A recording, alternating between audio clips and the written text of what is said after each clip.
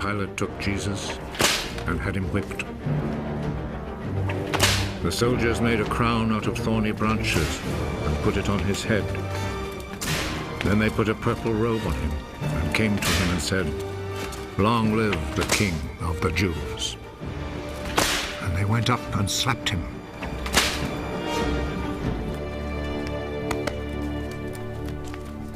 Pilate went back out once more and said to the crowd,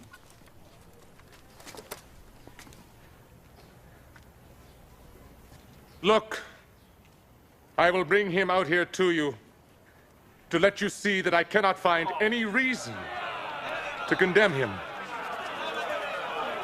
Look, here is the man." So Jesus came out, wearing the crown of thorns and the purple robe. Crucify him! Crucify him!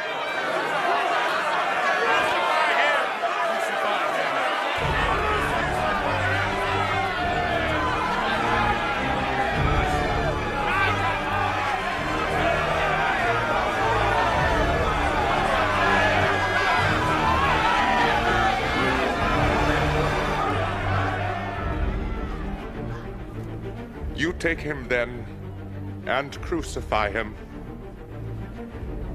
I find no reason to condemn him. We have a law that says he ought to die because he claimed to be the Son of God.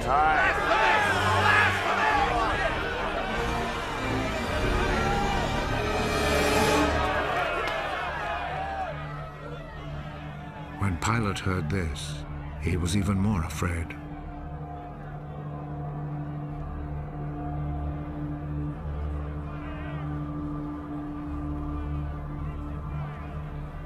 He went back into the palace and asked Jesus, "Where do you come from?"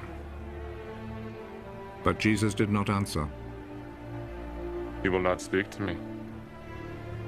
Remember, I have the authority to set you free, and also to have you crucified. You have authority over me, only because it was given to you by God. So the man who handed me over to you is guilty of a worse sin. When Pilate heard this, he tried to find a way to set Jesus free. If you set him free, that means you are not the Emperor's friend.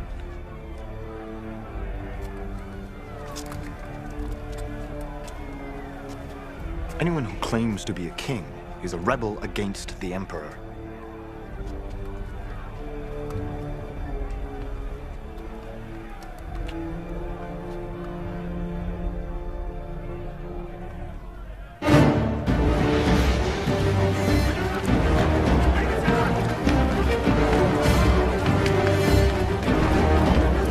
When Pilate heard these words, he took Jesus outside and sat down on the judge's seat in the place called the Stone Pavement.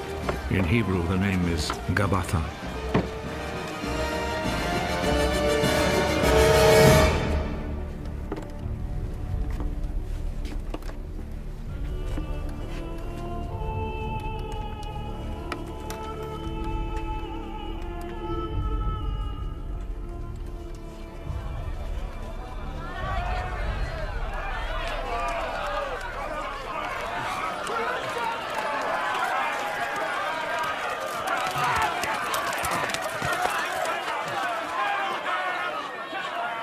It was then almost noon of the day before the Passover. Pilate said to the people, "Here is your king." Kill him.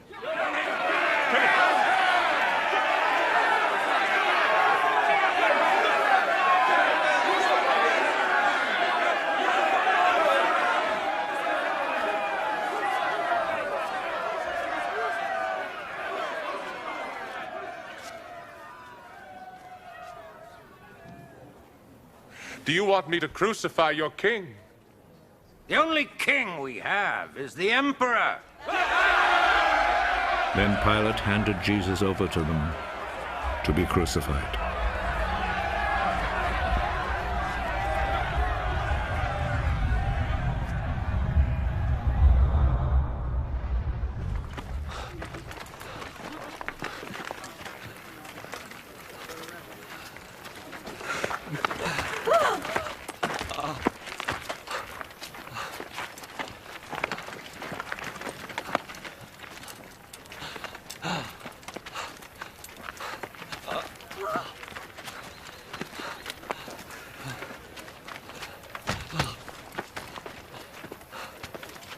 So they took charge of Jesus.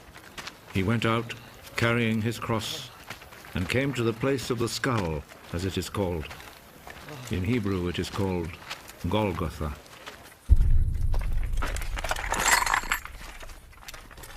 There they crucified him, and they also crucified 2 other men, one on each side, with Jesus between them.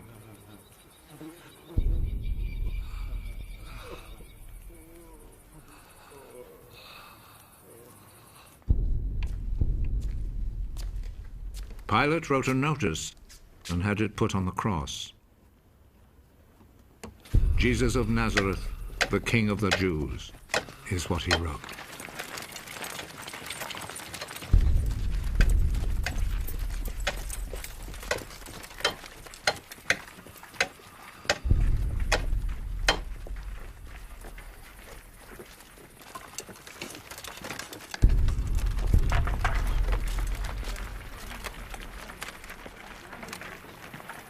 Many people read it because the place where Jesus was crucified was not far from the city.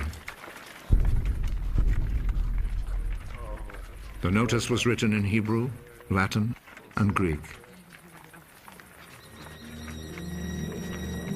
The chief priest said to Pilate, "Do not write the King of the Jews, but rather..." This man said, "I am the King of the Jews." What I have written stays written.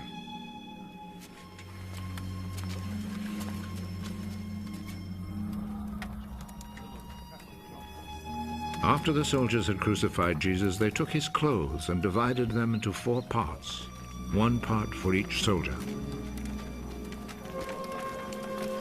They also took the robe, which was made of 1 piece of woven cloth without any seams in it. The soldiers said to one another, "Let's not tear it. Let's throw dice to see who will get it." This happened in order to make the scripture come true. They divided my clothes among themselves and gambled for my robe. And this is what the soldiers did. Standing close to Jesus' cross were his mother's sister, Mary, the wife of Clopas, and Mary Magdalene. Jesus saw his mother and the disciple he loved standing there. He is your son. Then he said to the disciple, She is your mother. From that time, the disciple took her to live in his home. Jesus knew that by now everything had been completed. And in order to make the scripture come true, he said,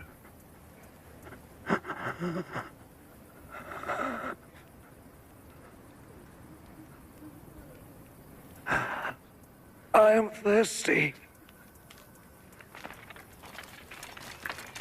A bowl was there, full of cheap wine.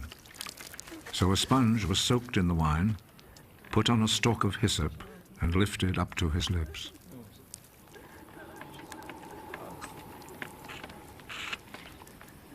Jesus drank the wine.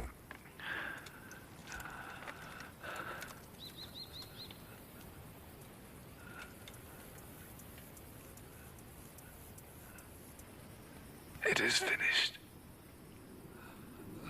Then he bowed his head and gave up his spirit.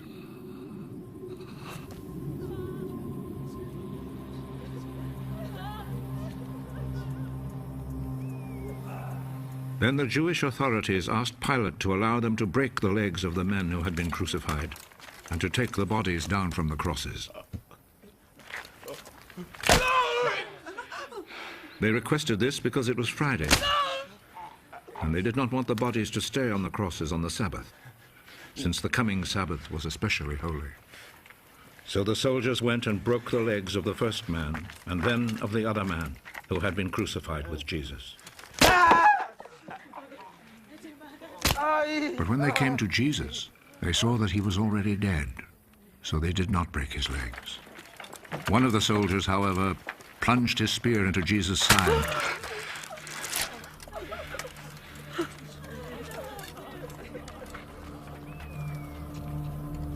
And at once, blood and water poured out.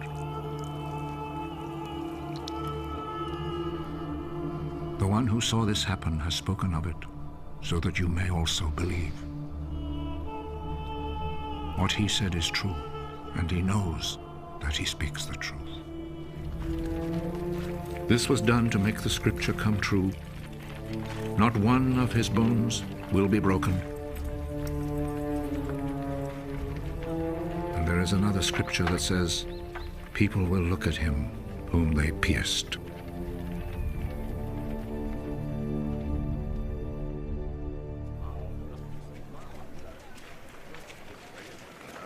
After this, Joseph, who was from the town of Arimathea, asked Pilate if he could take Jesus' body.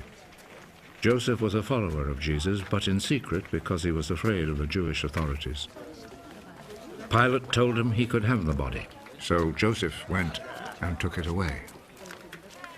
Nicodemus, who at first had gone to see Jesus at night, went with Joseph, taking with him about 100 pounds of spices, a mixture of myrrh and aloes. The two men took Jesus' body and wrapped it in linen cloths with the spices, according to the Jewish custom of preparing a body for burial. There was a garden in the place where Jesus had been put to death, and in it there was a new tomb where no one had ever been buried.